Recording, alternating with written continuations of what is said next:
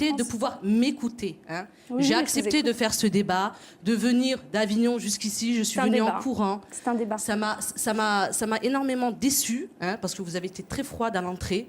C'est dommage, je trouve. Oui, vous avez été froide. Il y a des femmes que je rencontre qui ne sont pas musulmanes, avec qui, quand je dis bonjour, elles me disent bonjour avec un sourire super agréable. Après, si vous, en tant que faites pas la victime femme... parce que ça marche pas. Hein. Non, mais attendez, laissez-moi parler. Arrêtez de me couper, c'est tout ce que je demande. Je demande simplement peut-être d'expliquer à tout le monde ou de vous expliquer à vous que derrière ce voile, il n'y a pas des femmes soumises, il n'y a pas des femmes séquestrées, contrairement à tout ce qu'on peut dire. C'est des femmes qui ont décidé de faire un choix. Un choix de quoi? Un choix d'habit. Ce qui ne veut pas dire qu'on est là, on n'a pas le droit de sortir, il faut qu'on demande à notre mari. Non. On a entièrement notre liberté parce qu'on est simplement soumise à notre Seigneur et on ne rend compte qu'à notre Seigneur. Après, en ce qui concerne l'habit, on ne se sent pas ni dans une prison ambulante, comme vous pouvez le dire, ni fantomadique, ni quoi que ce soit. C'est un habit qu'on a choisi, tout simplement. Et pourquoi venir faire un débat ou une polémique dessus alors qu'on n'a rien demandé au peuple? On demande simplement de vivre notre foi et notre croyance. Mais le problème se pose, pardonnez-moi, c'est moi qui vous interromps, le problème se pose aujourd'hui dans la mesure où la classe politique se pose des questions sur le port du voile dans la sphère publique. Alors si par exemple il y a un contrôle d'identité, vous faites quoi? Écoutez, parce que ça peut troubler l'autorité. Oui, non mais... Je ne peux pas identifier la personne qui passe. D'accord.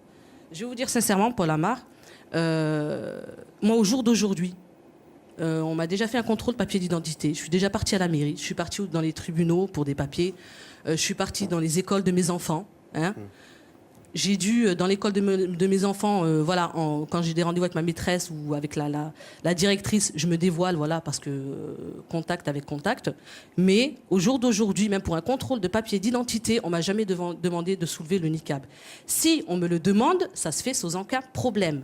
Ça, il n'y a pas de problème. Pour identifier la personne, je vais et pas que moi, toutes les femmes voilées, à la douane ou quoi que ce soit, quand on demande d'être identifié, on s'identifie. Donc après, c'est vrai qu'au jour d'aujourd'hui, non, j'ai jamais eu ce souci de me dire, qu'on me dise, non, madame, excusez-moi, mais il faut vous identifier ou quoi que ce soit. Non. Et c'est pour ça que je trouve ça super. Et vous avez de la chance, hein, parce que nous, même moi, hein, quand je me fais arrêter parce que j'aurais grillé un feu orange, oui. le flic demande mes papiers, il regarde ma carte, il me regarde pour savoir si... Oui, alors c'est que j'ai vraiment de la chance. Hein. Alors c'est vraiment que Dieu est avec moi, parce que je peux vous dire, oui, c'est le Seigneur, on m'a arrêté deux ou trois fois pour contrôle de papier d'identité. On m'a pris mes papiers, mon permis, ma carte d'identité. Tout était en règle. Au revoir, madame. C'est tout ce qui a été fait.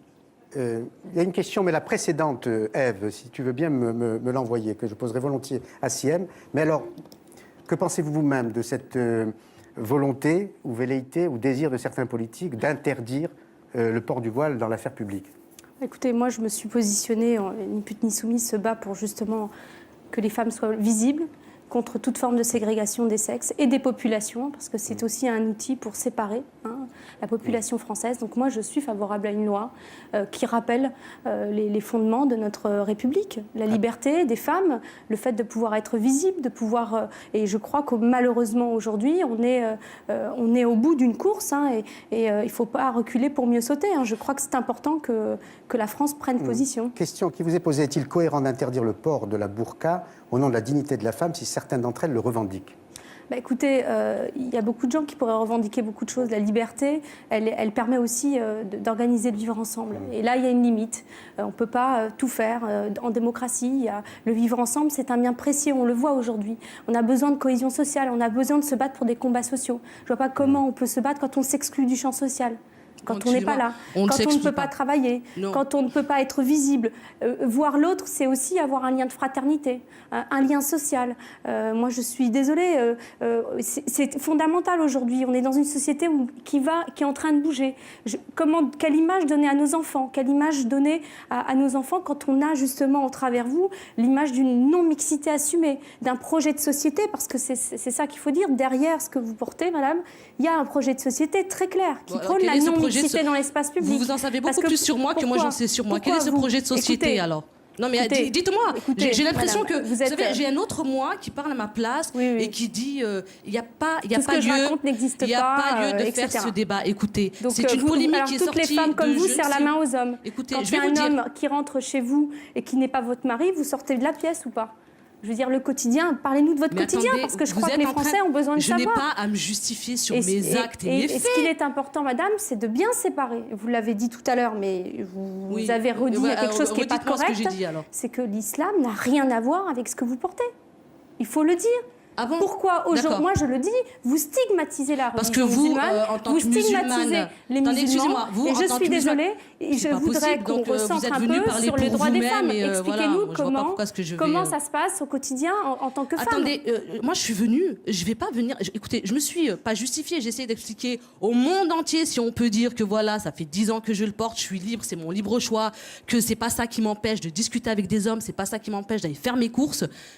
Qu'est-ce que vous voulez que je vous dise? Vous voulez que je vous dise comment je vis dans ma vie, comment je fais? Est-ce que je suis là pour... Non, je suis pas là pour me justifier. Je suis simplement là pour dire que moi, loi ou pas loi, cette loi passe ou ne passe pas. La majorité des femmes qui portent ce voile resteront avec. C'est un choix, c'est notre liberté. Si Mais vous, est-ce votre que- slogan, c'est ni pute ni soumise, moi, mon slogan, c'est le niqab, c'est ma liberté. Mais est-ce que, alors Ah bah, justement, c'est mais clair. imaginons que le Parlement Oui. vote la loi et qu'avec l'accord du gouvernement, il décide d'interdire le port du voile intégral, hein, entendons-nous.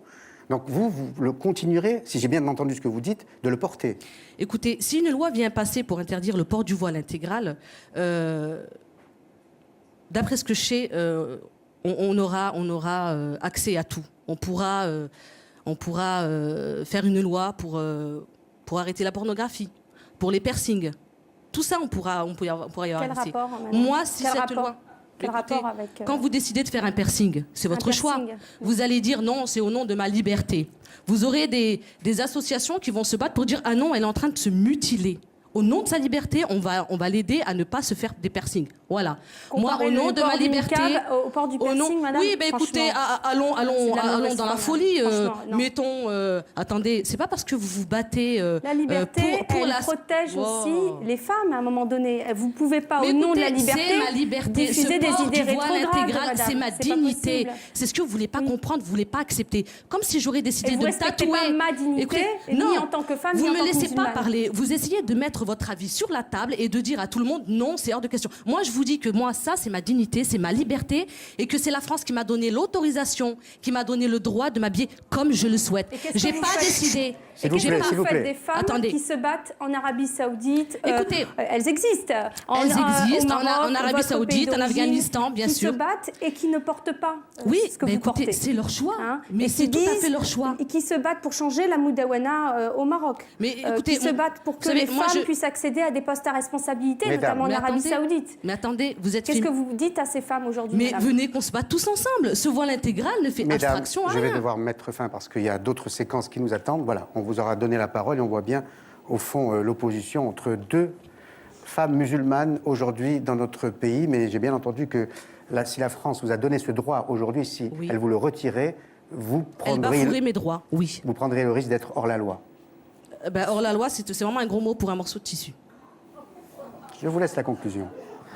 Merci beaucoup, mesdames. Merci. Les deux dernières séquences seront consacrées à deux artistes. L'un chante et va mieux, c'est Johnny. L'autre joue et va très bien, c'est Jacques Weber, seul en scène au Théâtre Marigny, un vrai bonheur. On le retrouve après le buzz web de Julie Martin et Sébastien Déron.